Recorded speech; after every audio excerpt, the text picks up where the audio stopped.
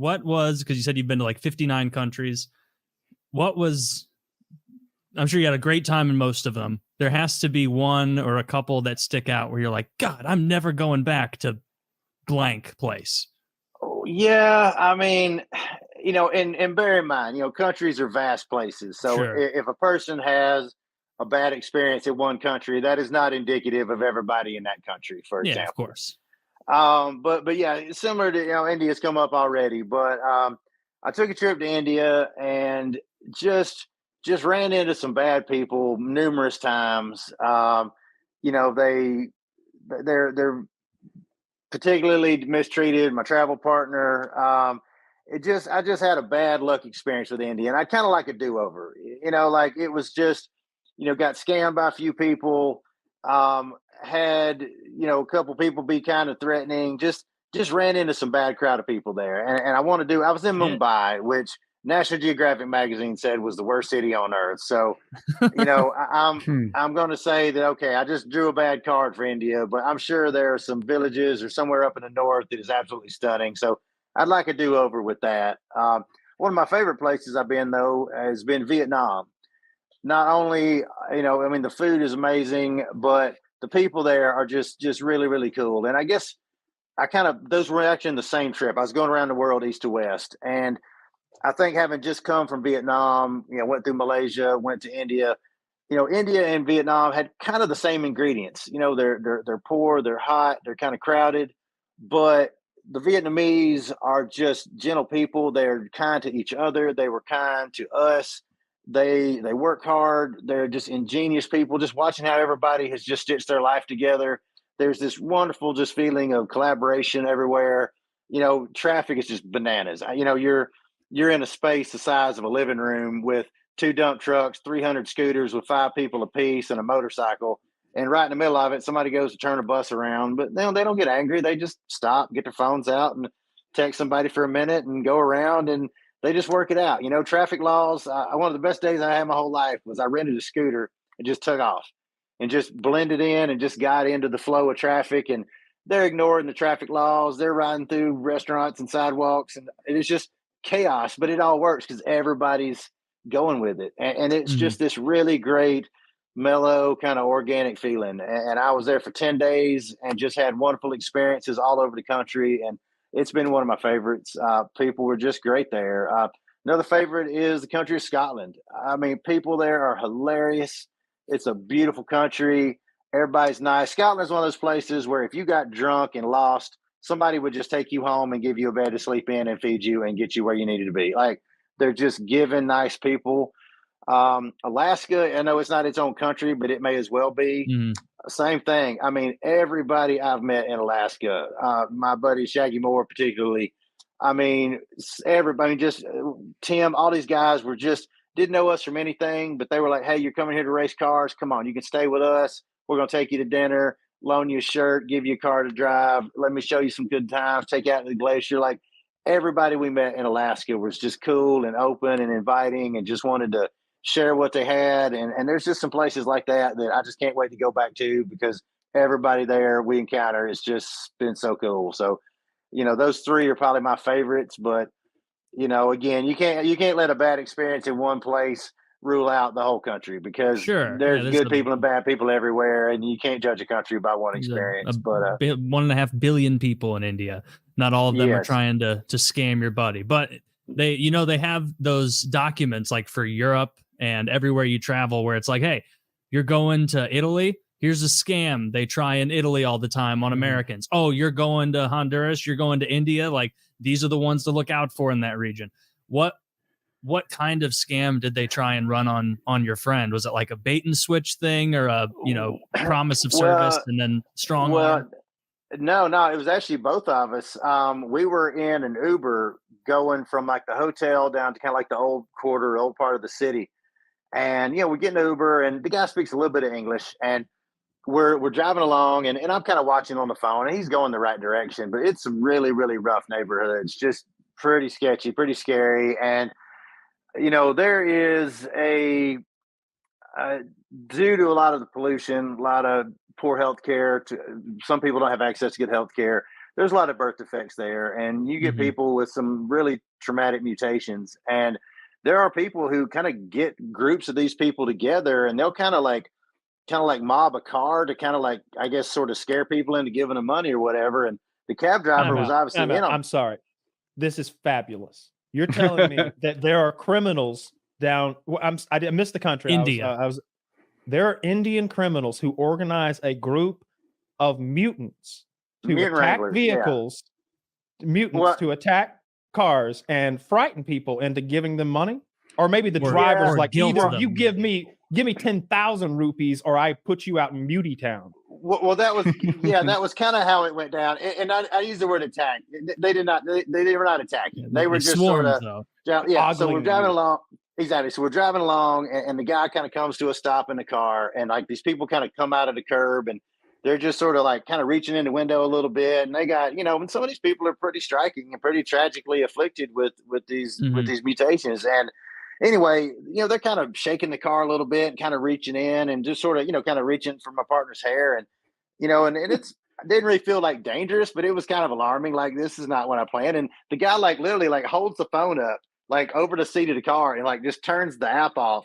And he says something like, basically like 7,000 rupees if we stay here. And 7,000 rupees is about $8, I think. I can't remember the exact exchange rate. But I was like, look, man, I'll give you 20,000 rupees. Get us the hell out of here right now. Because, I'm with her. I'm responsible for her. Yeah. And he drove on, and it wasn't like a big deal. We're never like in danger, but it was just, that was the hustle. It was just kind of like alarm some tourists and get some money. And I guess he goes back and gives a cut to them or something. And it just felt a little predatory.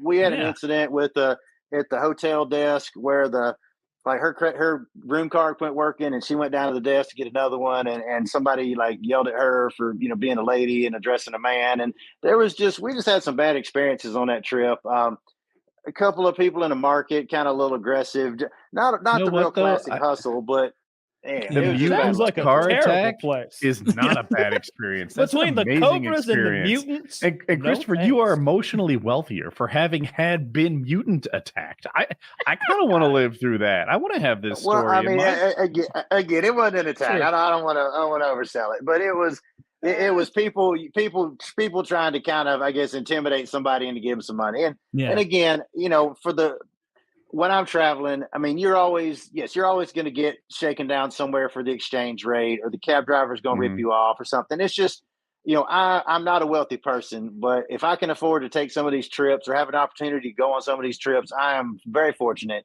None of these people that are, the shirts you were going to buy for somebody back home started out at, 5,000 dong. Now it's 20,000 dong when you're checking out, whatever. Like, if you get hustled for a few dollars, just consider it a tourist tax. It's not worth getting in a big fight over it. It's not worth making a big deal over it. This guy is obviously not getting rich scamming tourists for another $8 on a cab ride. Like, he's trying to feed his family. This is just how they get by. So, like, don't take it personally. Don't let it ruin your day. Yeah, did that cab ride cost me $12 more than I planned on it? Sure. But fighting this guy and 10 of his friends over it is not going to get me anywhere. I wanted to just go out, have a good day. If it costs me a few extra bucks, fine. Like, do the thing. Hypothetically, though, how many of these mutants could you have taken? That's my question. I mean, there were a good 20, 30 people. I mean, it was a lot of folks. And again, countless arms. Your Honor, permission to treat the witness as hostile with like webbed fingers and stuff. Taylor just batter them. Right? Yeah, mutants have like impaired vision. Come on. How many can you have? I don't know. I mean, if they got you on the ground, it could be all over. But I have a friend who grew up in another country that said that was a common thing there too. Sometimes to the point of people even like mutilating other people for that purpose. So it's pretty tragic. I mean, people get desperate in some of these places. They mutilate other people to get money from them, or to have them join their clan.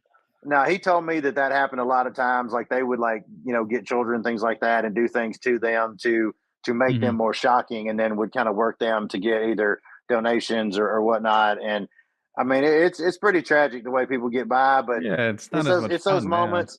Not I mean, it's those moments though. Like, I was on a boat one time from Morocco back to Spain, and we came across a life raft adrift. These guys were getting swept out of the Mediterranean out into the Atlantic. It was about 8 or 9 guys in a stolen life raft. They all had one article of clothing apiece. They were paddling that thing with boards and sticks and whatever they had.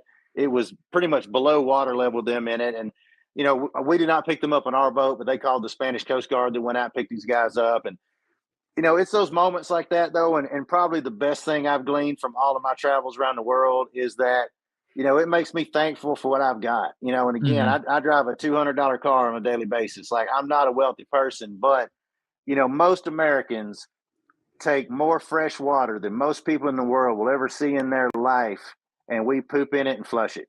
You know, we are all vastly wealthy compared, even the poorest of us are still vastly wealthy compared to most of the people in the world. Just having that American passport that I can flop down and get on a boat or a plane or a car or a train, go between countries, go wherever I want to go.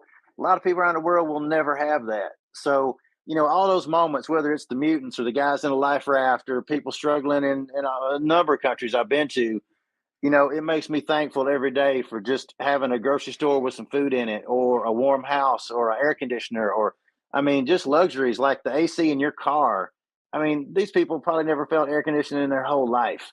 This and, is India? You know, anywhere. I mean, can you flush toilet paper in India?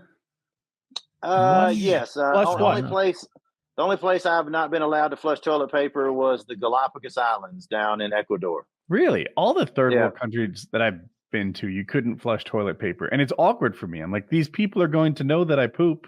This is not cool. But yeah, you throw it in the trash can next to the toilet. That's maybe. Foul. I don't like that. Yeah, I didn't like it either, but it's like what I'm gonna like. Yes, hey, it's room 37. It's full again. Yeah, exactly.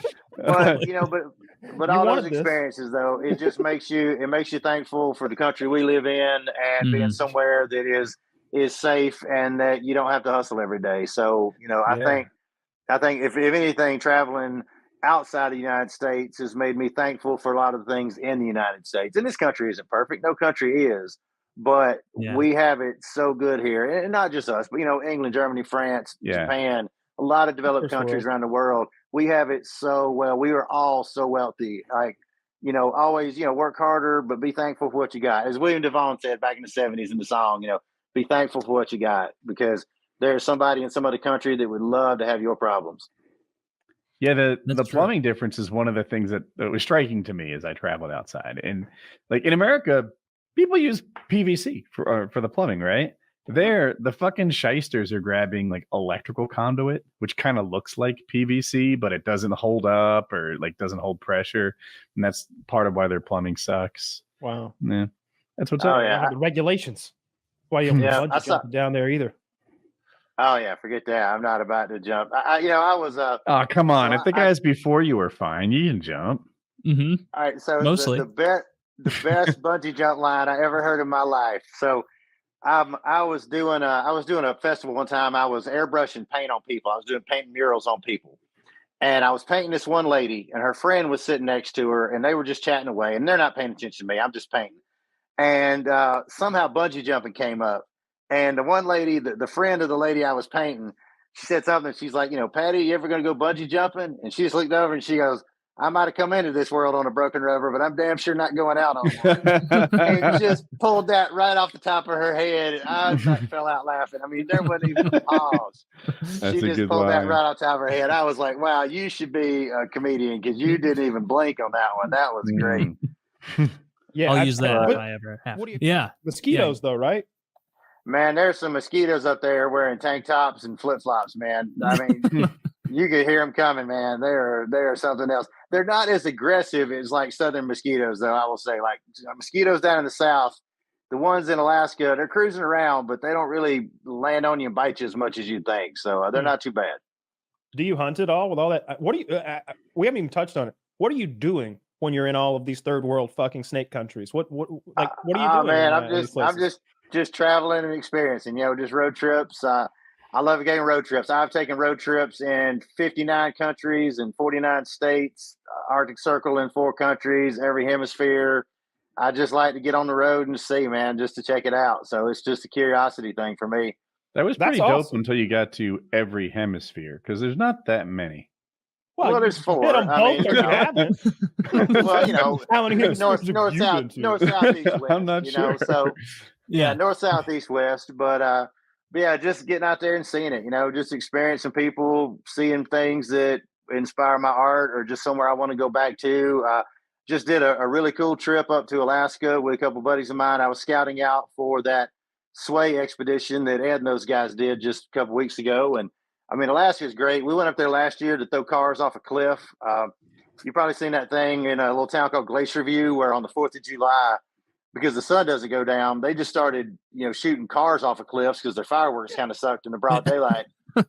So, they dragged cars out of the junkyard, brick the accelerator, tie up the steering wheel. Somebody reaches in, slaps it and drive, and the whole town is just sitting in folding chairs at the bottom of this 40-story cliff, and they shoot them off. So we saw that. It's a couple of my cannonball buddies, and we were like, man, that sounds fun. Let's do that. So we got junk cars down in the lower 48, all met in Reno, and then just caravanned them up there and launched them. And then I had two buddies of mine that a couple weeks ago, or 12 months ago, I guess, I just gotten back from the Hot Wheels show, which I filmed over in the UK. So I just got back from that. And my buddy David and buddy Bradley called me up. They're like, we got an 84 Suburban with an 800 horsepower LS in it. We want to go to Alaska Drag Week, but we want to go via Key West and drive as far as you can drive to get there. Are you in? And I'm like, you got me. Let's go. So we just piled in this Suburban, drove it from Atlanta to Key West, turned around, drove it all the way to Prudhoe Bay, Alaska, then did a full lap around Alaska, just made some friends, hung out with some friends, and just having adventures, man. And, just kind of sleeping in the car, living on the road, and save up, get a hotel room every few days, and just kind of make it up as we go. And did that and kind of scouted out a route plan. And I've been working with, Ed and I from VinWiki have been working with this company Sway for a couple of years now. We were working on a Pan America drive from Prudhoe Bay, Alaska down to Ushuaia, Argentina. But, which is, is that the furthest north and furthest south that you can do? Yes. Yeah, that is it. And the route we were going to be is going to be about 19,000 miles through 15 countries. Yeah. So we're working on that. We got some cars set up for it, some really cool Porsche Cayennes, got them all tricked out. But, with COVID at first, the borders weren't open. And then about that time, there was a monsoon season that was extra bad down in Colombia.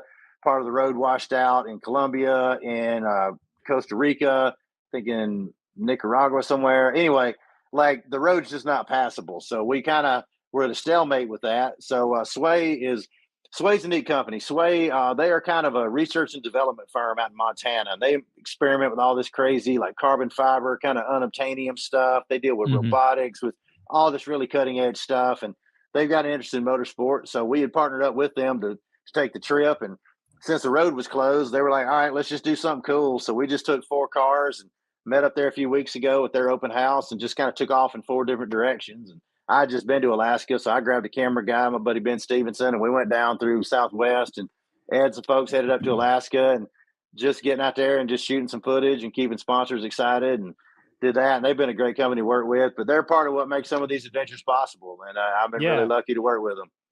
That's awesome. It just sounds like you're traveling the world, having a good time and making it up as you go along. That sounds really fun.